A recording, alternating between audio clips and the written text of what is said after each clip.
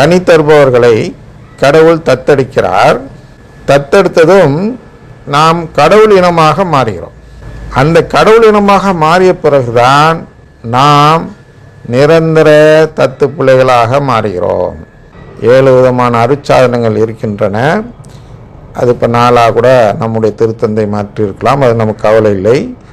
7 sacraments என்ன செய்கிறது என்றால், சாக்ரமெண்ட்னாலே outward sign for inward grace அப்படின்னு அதோடைய வரையறையை படிக்கிறோம். அப்போ அந்த வரையறையின்படி அவுட்வர்ட் சைன் என்ன? Outward sign, the outward sign for asking God's relationship.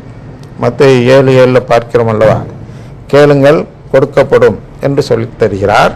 அது எதை கேட்கணும் அப்படின்னா, இவ்வுலகத்தை சேர்ந்ததை கேட்க தேவையில்லை என்று மத்தேயு 6வது அதிகாரத்தில் சொல்லி தந்து விட்டார், அந்த ஜெபத்தை சொல்லித்தரும் பொழுது. அதனால் அங்கே எதை கேட்க வேண்டும் என்றால், ஆவிக்குரிய இயல்பில் உள்ள செயல்களை தான் நாம் கேட்க வேண்டும் அப்படின்னு ரோமையர் 8:5 முதல் 8 வாசிக்கும் பொழுது நாம் தெரிந்து கொள்கிறோம். அந்த ஊனியல்பு ஆவிக்குரிய இயல்பு என்ற 2 விதமான இயல்பு இருக்கிறது அல்லவா. அதில் ஆவிக்குரிய இயல்பின் தேவைகளை நாம் கேட்டால் அது கிடைக்கும் என்று சொல்கிறார். அந்த ஆவிக்குரிய இயல்பு தான் இந்த ஃபிலியல் உறவு. அப்போ கேட்டால் கிடைக்கும் என்பதற்கு அடையாளமாக, கேட்பதன் அடையாளமாக 7 விதமான செயல்கள் வைத்திருக்கிறார். அதான் சாக்ரமெண்ட்ஸ். அதில் ஃபஸ்ட்டு புகுமுக அருட்சாதனம் அப்படின்னு சொல்கிறோம்.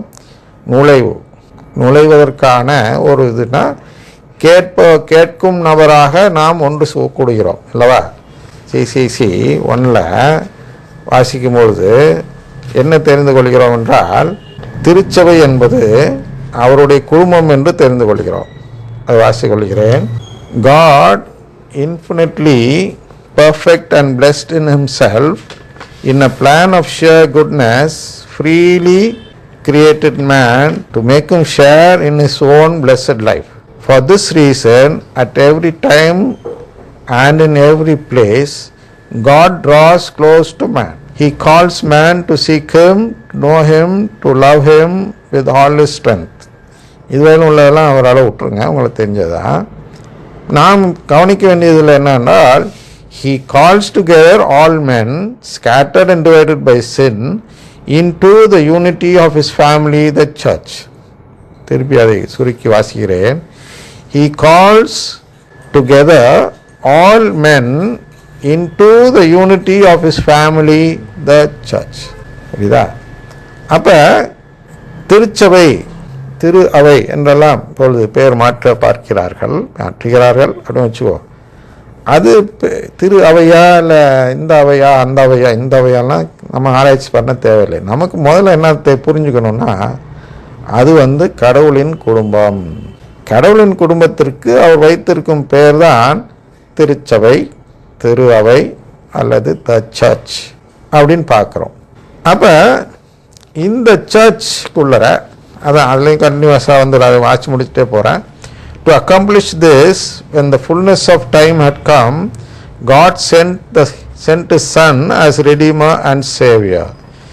In his Son and through him, he invites men to become, in the Holy Spirit, his adopted children and thus heirs of his blessed life. அதான் நாம் பார்த்துட்டு இருக்கிற கருத்து.